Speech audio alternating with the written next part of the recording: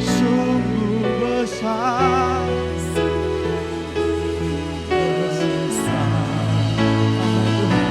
sungguh indah, sungguh indah yang kau pikirkan tentangku, tak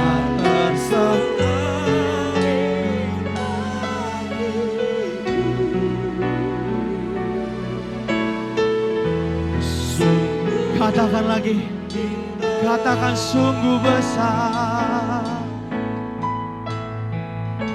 sungguh besar pengorbananmu bagiku, terlalu dalam untuk amin Tuhan. Sungguh besar,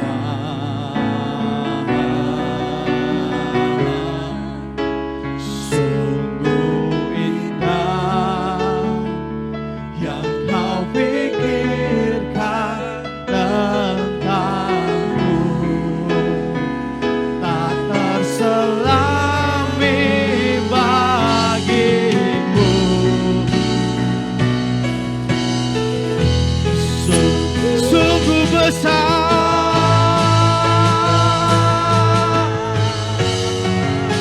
sungguh besar pengorbananmu bagiku, terlalu dalam. Saya serahkan kepada Bapak Gembala. Sungguh besar, sungguh indah yang kau pikirkan tentangku, tak terselami bagiku. Sungguh indah,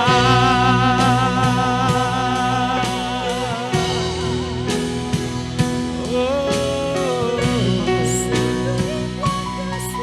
terima kasih Tuhan, oh yang mulia.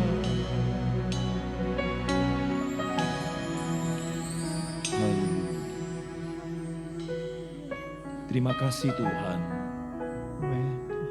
Terima kasih buat kebaikan-Mu. Kami bersyukur buat kasih setia Tuhan.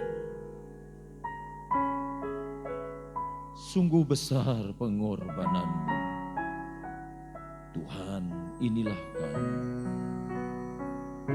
Kami mau belajar menghargai pengorbanan Tuhan di dalam hidup kami. Perbaharuilah roh dan batin kami ya Tuhan. Ciptakanlah rasa lapar dan haus untuk mencari Engkau setiap waktu di dalam roh dan kebenaran. Terima kasih, biarlah firman-Mu yang akan ditaburkan memberi pengertian bagi kami semua. Urapi hamba-Mu di dalam nama Tuhan Yesus Kristus. Haleluya. Mari kita membuka Alkitab kita di dalam Matius pasal yang ke-5, ayat yang ke-13 sampai ayat yang ke-16. Matius pasal yang ke-5, ayat 13 sampai ayat yang ke-16. Garam dan terang dunia. Sama-sama kita bangkit berdiri untuk membaca firman Tuhan ini. Kita baca bersama-sama Matius pasal 5 ayat 13 sampai ayat yang ke-16. Garam dunia dan terang dunia. Kamu adalah garam dunia. Jika garam itu menjadi tawar, dengan apakah ia diasinkan, tidak ada lagi gunanya selain dibuang dan diinjak orang. Kamu adalah terang dunia, kota yang terletak di atas gunung tidak mungkin tersembunyi. Lagi pula orang tidak menyalakan pelita lalu meletakkannya di bawah gantang, melainkan di atas kaki dian sehingga menerangi semua orang di dalam rumah itu. Demikianlah hendaknya terangmu bercahaya di depan orang, supaya mereka melihat perbuatanmu yang baik dan memuliakan Bapamu yang di sorga. Amin. Puji Tuhan, silahkan duduk. Saudara yang kekasih di dalam Tuhan Yesus Kristus, berbicara tentang garam dunia dan terang dunia. Tentu saudara sudah sering mendengar firman Tuhan yang disampaikan, juga saudara sudah sering membacanya, bahkan ini sering disampaikan dalam cerita-cerita anak sekolah minggu saat ibadah sekolah minggu. Nah, di sini firman Tuhan menyoroti bagaimana kehidupan orang yang percaya kepada Kristus, bahwa mereka hendaknya menjadi garam dunia. Dengan kata lain, hendaknya mereka menjadi pelaku firman. Ya, hendaknya mereka menjadi pelaku firman. Nah, firman Tuhan pada saat ini saya memberi tema karakter Kristus lawan karakter daging. Iya, ya, atau diperbandingkan saudara ya. Menurut bacaan firman Tuhan kita tadi di dalam ayat yang ke-16, di situ dikatakan, demikianlah hendaknya terangmu bercahaya di depan orang, supaya mereka melihat perbuatanmu yang baik dan memuliakan Bapamu yang di sorga. Dalam ayat yang ke-15 dikatakan, lagi pula orang tidak menyalakan pelita lalu meletakkannya di bawah gantang, melainkan di atas kaki dian, sehingga menerangi semua orang di dalam rumah itu. Nah, berbicara tentang pelita pada saat itu tentu bukan penerangan yang ada seperti sekarang ini, ya, dengan menggunakan aliran listrik. Tentu kalau berbicara pelita, dalam penerangannya dia membutuhkan minyak supaya pelita itu bisa tetap menyala. Namanya pelita bermacam-macam. Saya masih sempat dapat pelita lampu tembok, istilahnya orang tua dulu-dulu. Setelah itu beralih ke lampu strongkeng, ya. Setelah lampu strongkeng beralih lagi yang namanya dengan strom menggunakan aki, ya. Dan pada akhirnya sampai sekarang ini dengan listrik. Listriknya juga waktu dulu masih nyala, ya, bergiliran, sebulan berapa kali padam, ya. Tetapi sekarang tidak seperti itu ya saudara ya, lebih sering nyalanya daripada padamnya. Nah, saudara yang kekasih di dalam Tuhan Yesus Kristus, Alkitab mencatat bagaimana sebagai orang yang percaya kepada Yesus hendaknya ia menjadi pelaku firman, hendaknya ia dapat menjadi terang dimanapun ia berada. Dan berbicara tentang karakter saudara, tentu setiap orang memiliki karakter yang berbeda antara satu dengan yang lainnya.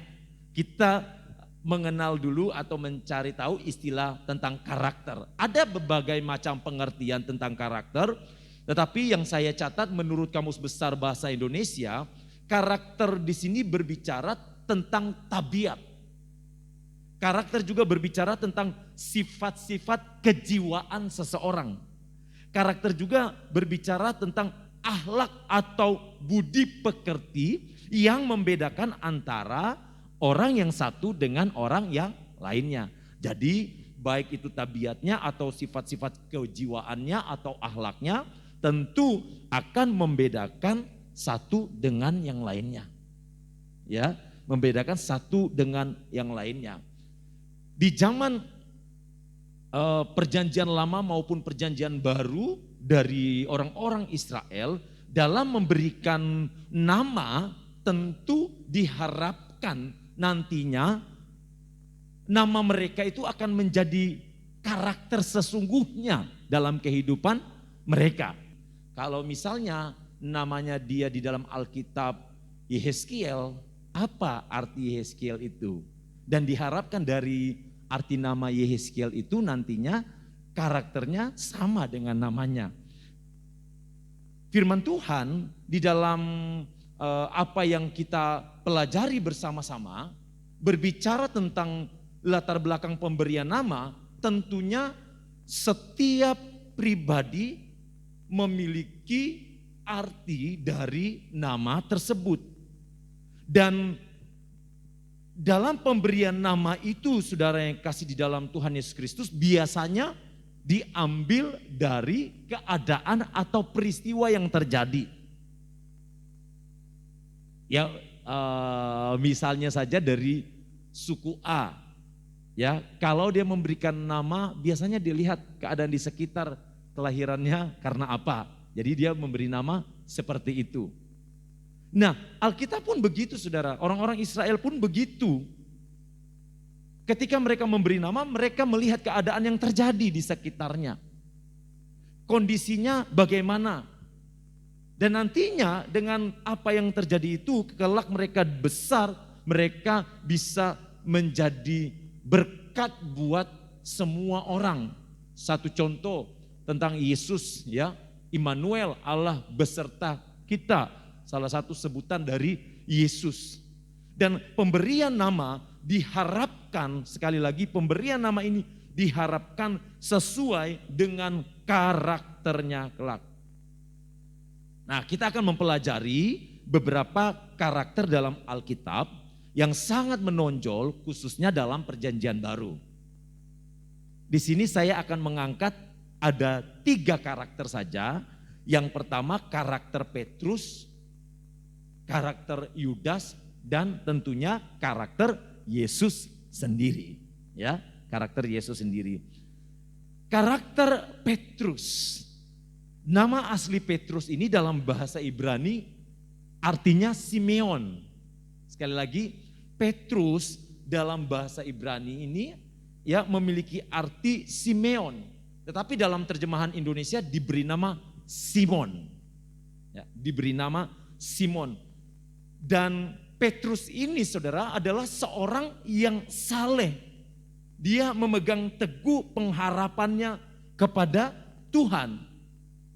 Dan dalam perjalanannya ketika dia mengiring Yesus, Petrus mendapat gelar yang luar biasa, yaitu Kepa atau Petrus atau batu karang atau batu besar.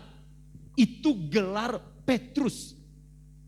Tentu ini bukan gelar yang main-main, saudara, karena Yesus sendiri menyatakan ini kepada Petrus. Tetapi saudara, sebelum Petrus mengalami pemulihan yang luar biasa ketika Tuhan Yesus bangkit dari kematiannya dan ketika Yesus sudah naik ke surga, pada saat itu Petrus masih dalam kehidupan yang lama walaupun dia saleh, saudara. Salah satu kelemahan yang terbesar dari seorang Petrus adalah omong gede. Ya, orang bilang tong kosong nyaring bunyinya. Wah, ini. Nah, omong gede ini di sini ditunjukkan di mana, saudara? Pada saat dia berhadapan dengan Yesus dan Yesus menceritakan segala hal peristiwa yang akan terjadi. Di situ Petrus berkata bahwa Tuhan, sekalipun yang lain meninggalkan engkau, aku tidak akan meninggalkan engkau. Nah, ini omongan Petrus nih. Tetapi dalam beberapa waktu berikutnya, dalam waktu yang tidak lama, Petrus menyangkal Yesus. Coba mari kita lihat, saudara, di dalam Markus pasal 14 ayat yang ke-29. Bisa ditampilkan? Markus pasal 14 ayat yang ke-29. Kata Petrus kepadanya, biarpun mereka semua terguncang imannya, aku tidak. Wah, luar biasa ya. Apapun yang terjadi, aku akan tetap setia mendampingi engkau. Wah, ini yang mau nikah nih ya. Apapun yang terjadi, aku akan tetap setia mendampingi engkau. Nah, ini Petrus nih. Apapun yang terjadi, biar semua goncang imannya. Dia sedang menyindir murid-murid Yesus yang lainnya. Kelihatannya wah ya saudara. Tapi coba perhatikan ayat yang ke-66.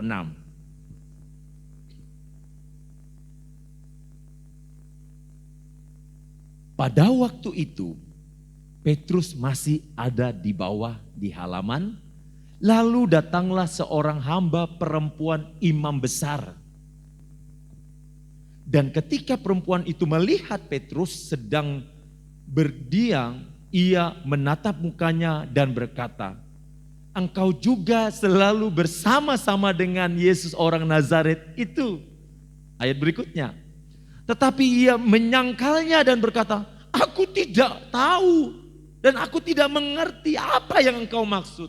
Lalu ia pergi ke serambi muka dan berkokoklah ayat. Baru di dalam ayat 29 dia berkata, oh sekalipun iman mereka yang lain terguncang, aku tidak bakalan guncang imanku Tuhan. Aku akan tetap mengiring engkau. Aku akan tetap mencintai engkau. Dahsyat sekali ini Petrus.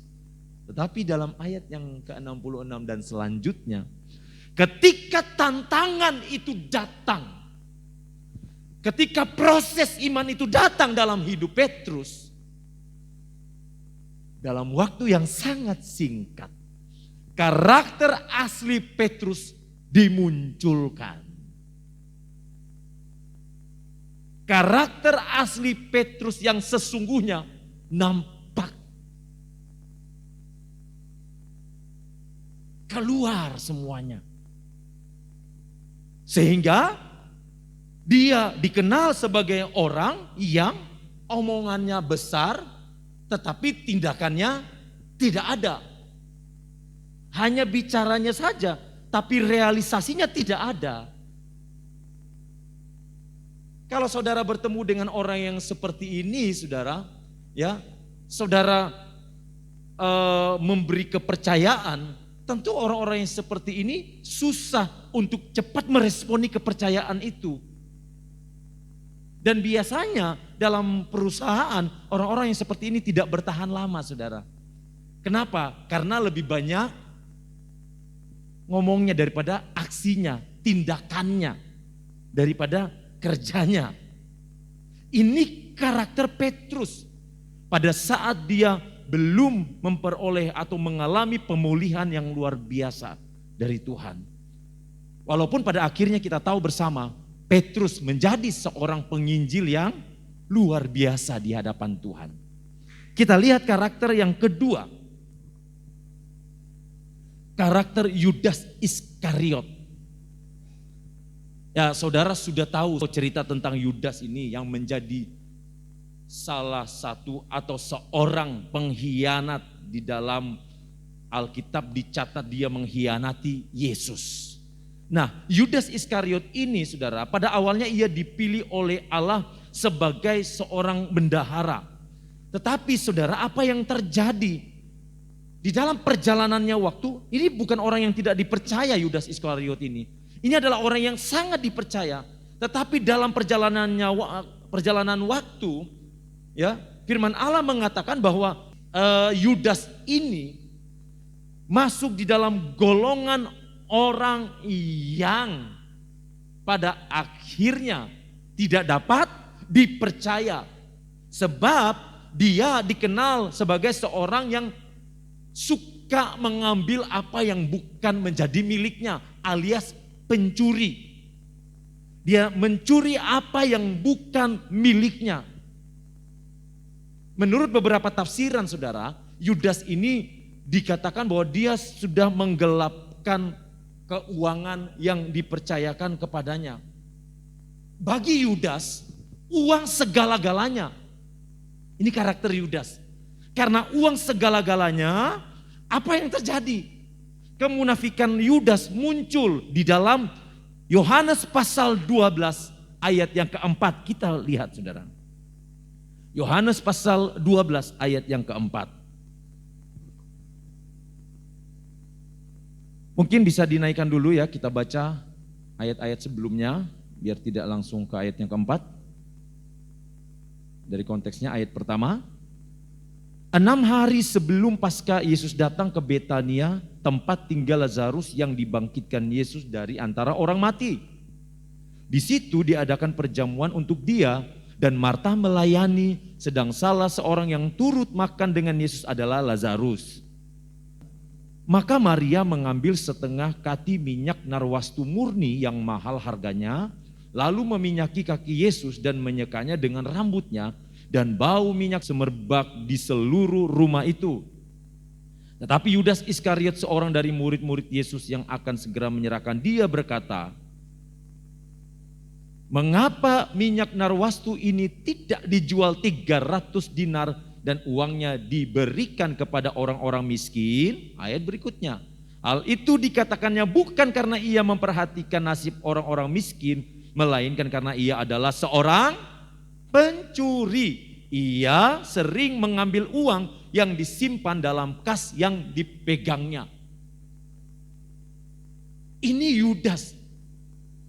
Alkitab memberitahukan kepada saya dan saudara bahwa ada sifat kemunafikan besar dari seorang Yudas, dan itu dimunculkan pada saat Maria menuangkan minyak narwastu yang luar biasa harum baunya.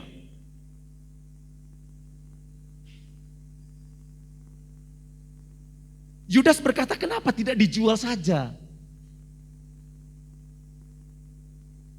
Nah, ini Yudas, saudara.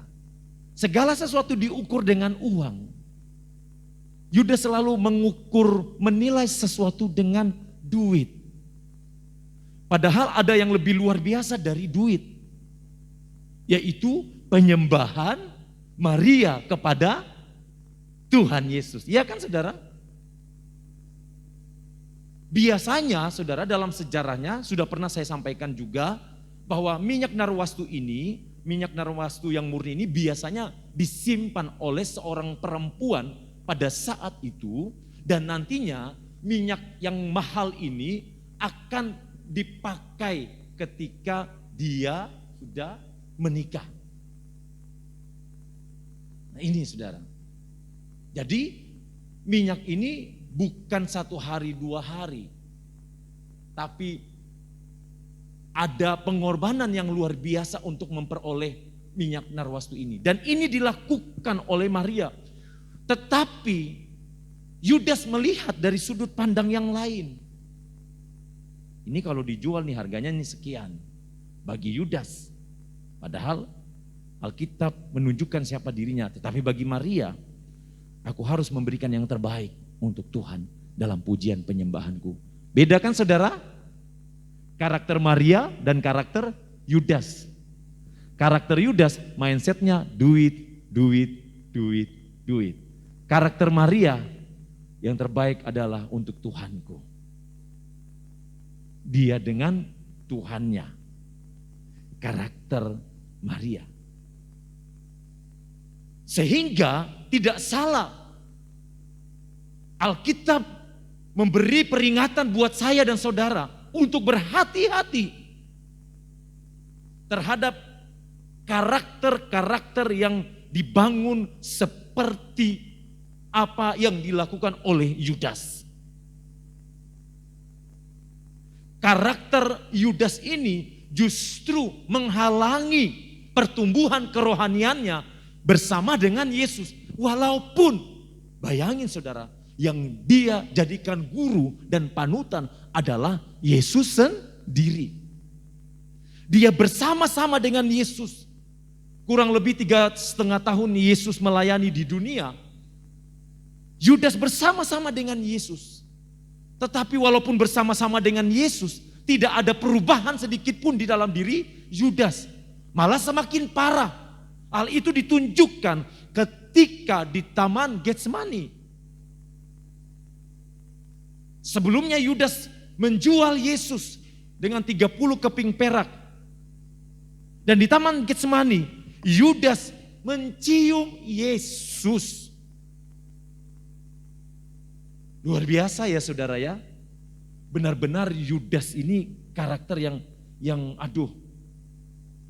penuh dengan hal-hal yang tidak benar. Dan di dalam Galatia yang kelima, karakter-karakter yang ada ini termasuk dalam golongan karakter kedagingan atau buah dari kedagingan. Buah dari kedagingan itu di dalamnya ada dusta, ada kebencian, ada kepalsuan.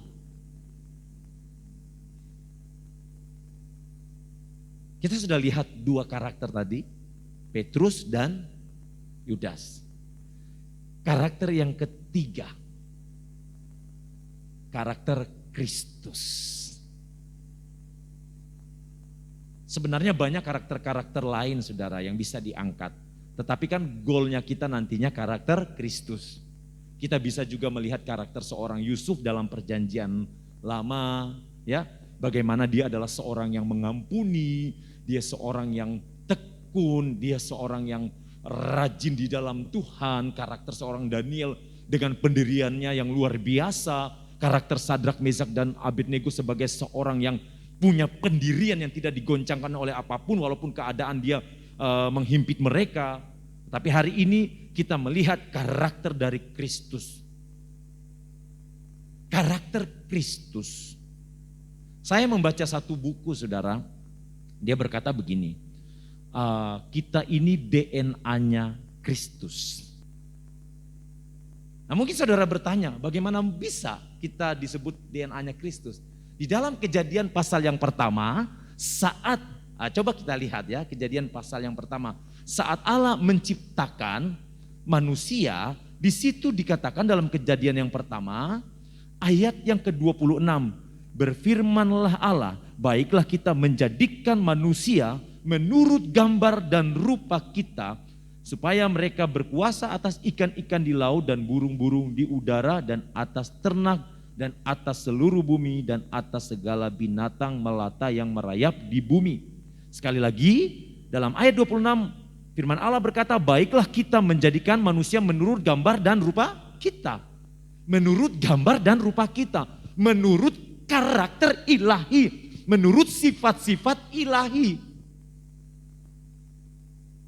Jelas saudara ya? Menurut karakternya Allah.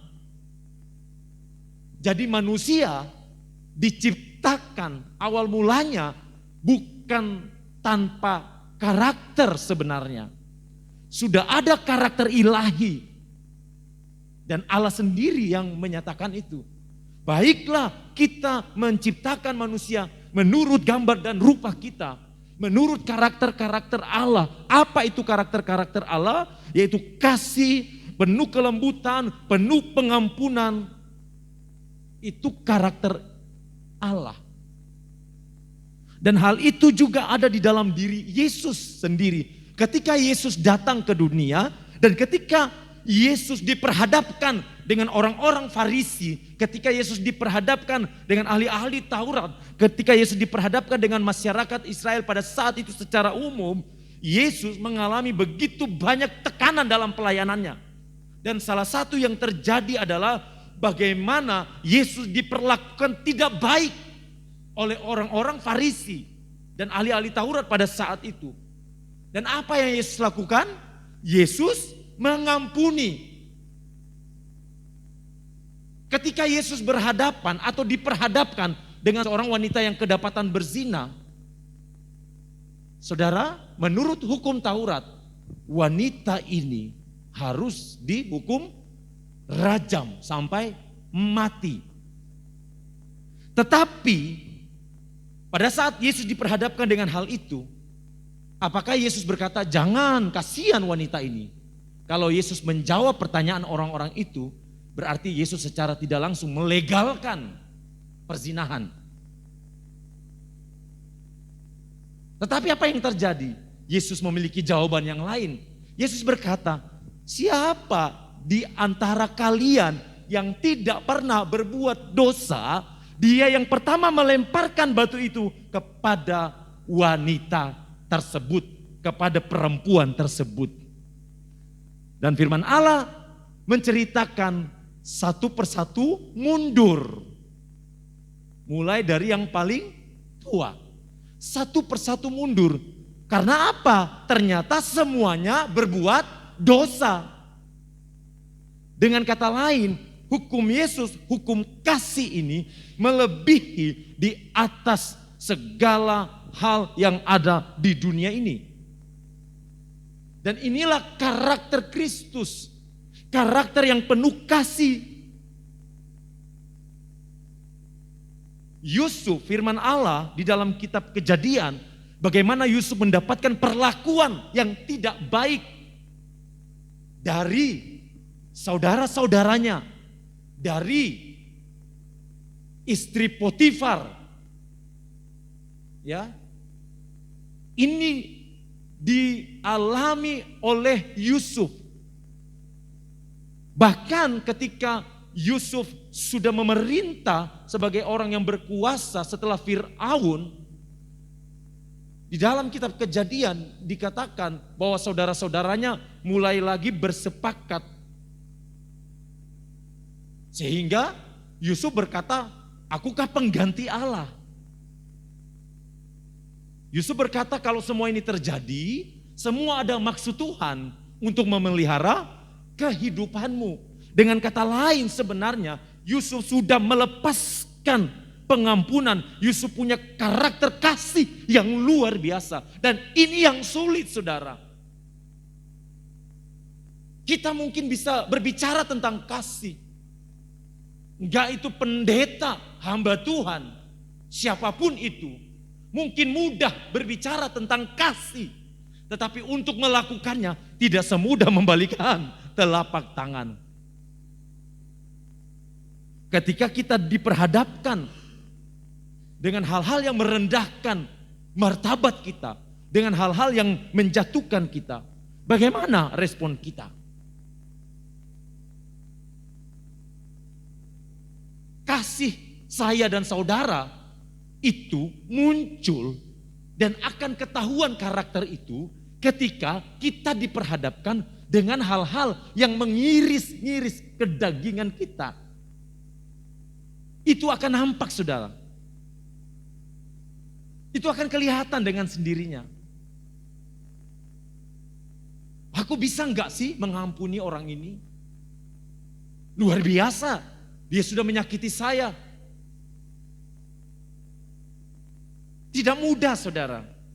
Tetapi karakter Kristus menuntut saya dan saudara harus melakukan semua itu. Hukum Taurat berkata, mata ganti mata, gigi ganti gigi. Saudara ditampar oleh orang, saudara harus balik lagi menampar orang tersebut. Tetapi hukum kasih tidak seperti itu. Itulah perbedaan yang terjadi dengan apa yang diajarkan oleh Yesus.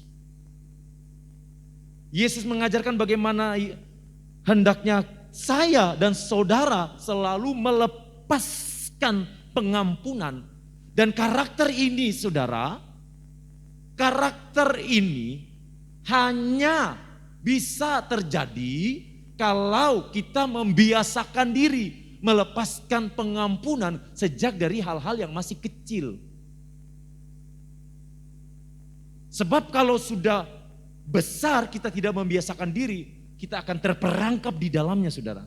Sulit buat kita untuk melepaskan pengampunan ketika kita disakiti. Apalagi saudara harus mendoakan orang yang menyakiti saudara. Ini perbedaan besar, saudara.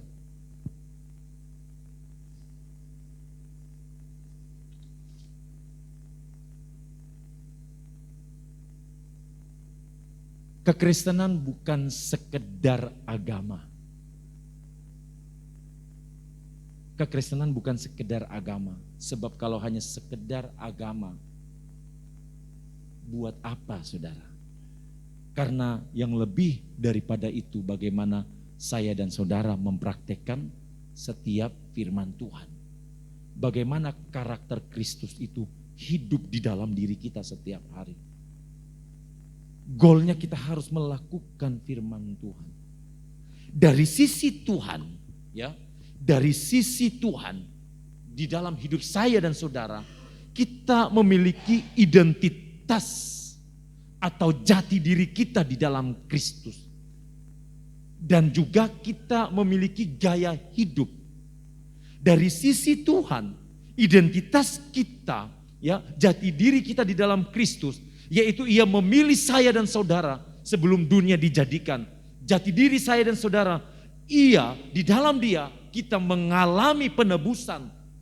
Di dalam Dia kita dimateraikan oleh Roh Kudus. Dan kita diberikan tempat bersama-sama dengan Kristus di surga. Itu dari sisi Kristus. Dalam identitas kita, jati diri kita. Bagaimana dengan gaya hidup kita? Gaya hidup kita di dalam firman Tuhan dikatakan bahwa biarlah kita hidup berpadanan dengan panggilan kita. Panggilan saya dan saudara adalah panggilan ilahi. Amin saudara? Panggilan saya dan saudara adalah panggilan untuk menceritakan kasih Kristus. Panggilan saya dan saudara untuk menjadi garam di tengah-tengah dunia ini. Masalahnya, ini tidak mudah untuk dilakukan. Menjadi terang itu tidak mudah. Dibutuhkan yang namanya kehidupan yang penuh penyerahan di dalam Kristus.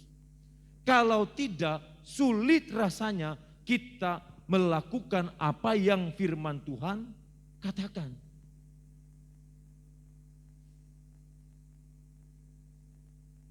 Yang Tuhan mau di dalam kehidupan saya dan saudara. Sekali lagi, yang Tuhan mau di dalam kehidupan saya dan saudara, yaitu kita menjadi pelaku-pelaku firman. Menjadi pelaku-pelaku firman. Seharusnya ini menjadi gaya hidup kita. Menjadi gaya hidup saya. Menjadi gaya hidup saudara. Menjadi pelaku firman. Nah, untuk menjadi pelaku firman ini, saudara, kita harus banyak belajar dari apa yang sudah dilakukan oleh Yesus. Kita harus banyak belajar dari apa yang terjadi dengan tokoh-tokoh di dalam Alkitab ini. Abraham, Ishak, Yakub, Musa, Yusuf, Ayub. Pengkhianatan-pengkhianatan banyak terjadi di dalam Alkitab. Kejatuhan-kejatuhan juga banyak terjadi dicatat di dalam Alkitab. Banyak saudara. Tinggal kita mau melihatnya seperti apa. Kita mau belajar atau tidak. Menjadi terang. Menjadi terang. Hendaknya dimulai dalam keluarga kita masing-masing. Setelah itu kita menjadi terang di luar. Di lingkungan tempat kita bekerja, di lingkungan kita bermasyarakat. Kita menjadi terang di situ. Kita tunjukkan jati diri kita sebagai orang yang percaya kepada Kristus, yang penuh dengan karakter ilahi. Puji Tuhan. Saya tidak panjangkan firman Tuhan, kita akan masuk dalam perjamuan kudus. Mari petugas perjamuan kudus, saya persilakan maju ke depan.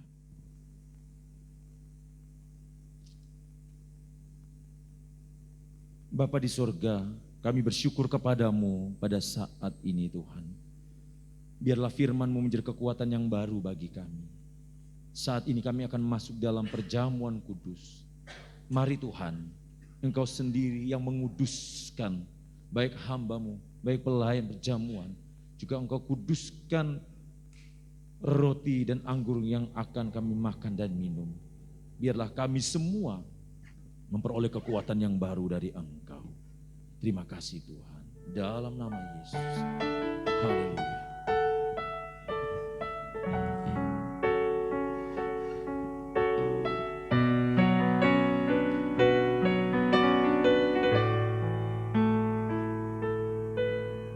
Yesus, Yesus, Yesus, ku berseru. Yesus, Yesus, ku panggil namamu. Pengabdianku hanya padamu. Yesus, Yesus, Engkaulah Bapa-Ku.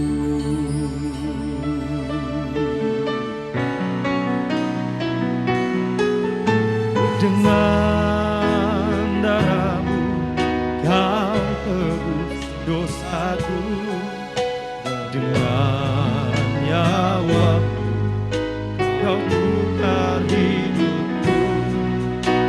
Pilih aku sepenuhnya milik-Mu. Akulah anak-Mu, Yesus, Yesus, berseru. Yesus, Yesus, Yesus, ku panggil namamu. Pengabdianku hanya padamu. Yesus, Yesus, Engkaulah Bapa-Ku. Yesus, Yesus, Yesus, Yesus, berseru. Yesus, Yesus, ku panggil namamu. Amin. Pengabdianku hanya padamu. Yesus, Yesus, Engkaulah Bapa-Ku.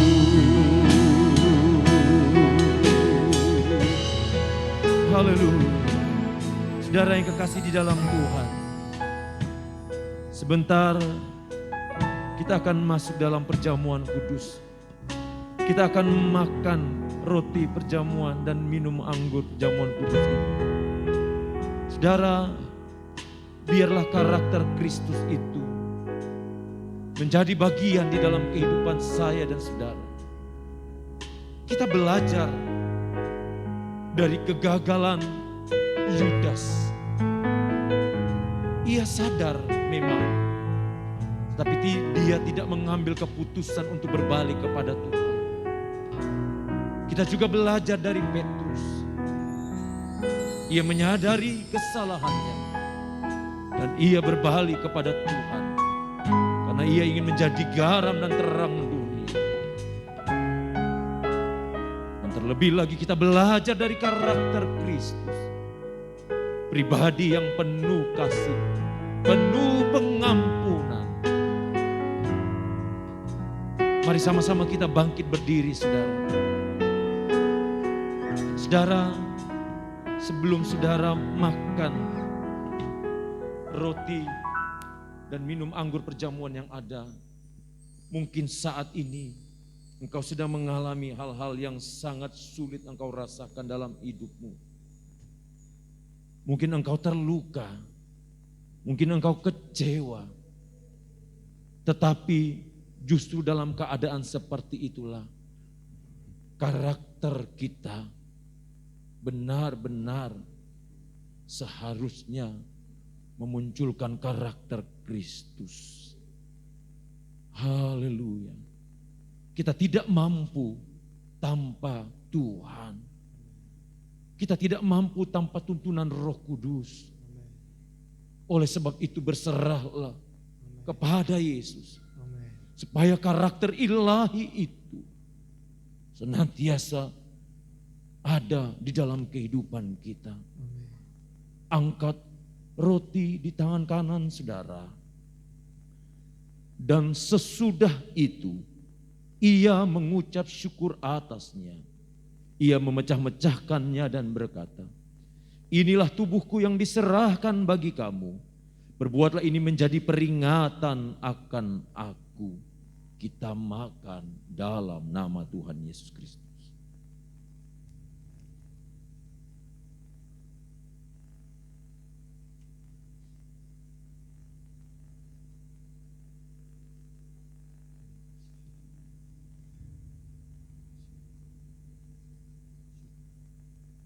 Mari angkat anggur di tangan kanan saudara.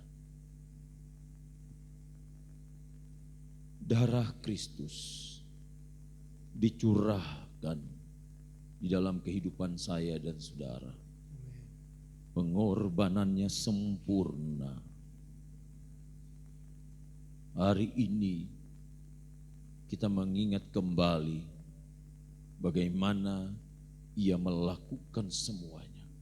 Karena kasih-Nya kepada kita. Ia mengampuni kita. Karena Dia tahu tanpa pengampunan kita tidak dapat berbuat apa-apa. Biarlah karakter Kristus ini juga menjadi bagian dalam hidup kita. Demikian juga ia mengambil cawan sesudah makan, lalu berkata, cawan ini adalah perjanjian baru yang dimeteraikan oleh darahku. Perbuatlah ini setiap kali kamu meminumnya, menjadi peringatan akan aku. Sebab setiap kali kamu makan roti ini dan minum cawan ini, kamu memberitakan kematian Tuhan sampai ia datang. Kita minum dalam nama Tuhan Yesus Kristus. Haleluya. Mari kita mengucap syukur kepada Tuhan. Haleluya. Haleluya. Haleluya. Terima kasih Tuhan. Haleluya.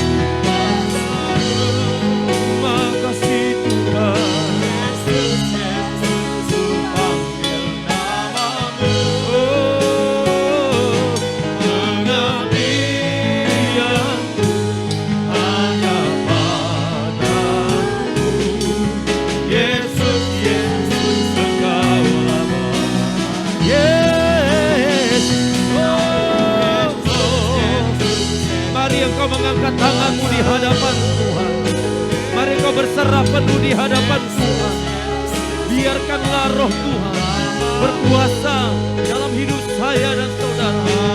Angkat hatimu, oh hanya padamu. Yesus, Yesus, Engkaulah Bapa-Ku.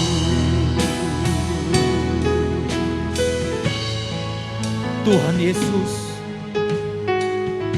pengabdian kami hanya kepadamu Tuhan. Kalau kami boleh melakukan semua kehendak-Mu Tuhan, semata-mata karena Engkau yang memampukan kami. Kami sadar kami tidak mampu secara pribadi Tuhan. Tapi kami tahu kami punya Allah yang berkuasa di dalam hidup kami. Terima kasih Tuhan. Balas berkati umat-umat Tuhan yang sudah melayani pekerjaan Tuhan, yang sudah hadir saat ini, sudah memberikan persembahan. Apapun itu juga Tuhan, sudah memperhatikan kami hamba-Mu. Tuhan balas berkati. Yang sakit Engkau sembuhkan, yang lemah Engkau kuatkan, yang susah Engkau hiburkan, yang kecewa Engkau memberikan Tuhan penghiburan, kekuatan yang baru. Terima kasih Tuhan. Saat ini juga hamba berdoa buat anak-anak-Mu Tuhan. Mungkin saat ini ada yang di luar kota Tuhan, dan juga Engkau menyertai mereka. Engkau juga memberikan perlindungan dimanapun mereka berada Tuhan. Terima kasih Tuhan. Terima kasih untuk semuanya. Mari angkat kedua tanganmu di hadapan Tuhan dan terimalah berkat Tuhan. Tuhan melindungi engkau. Tuhan menghadapkan wajahnya kepadamu. Tuhan memberi engkau damai sejahtera. Biarlah engkau membawa damai sejahtera itu setiap hari. Berkat-berkat Allah yang melimpah dicurahkan di dalam nama Bapa, Putra dan Roh Kudus, yaitu di dalam nama Tuhan Yesus Kristus. Sama-sama kita yang percaya katakan amin.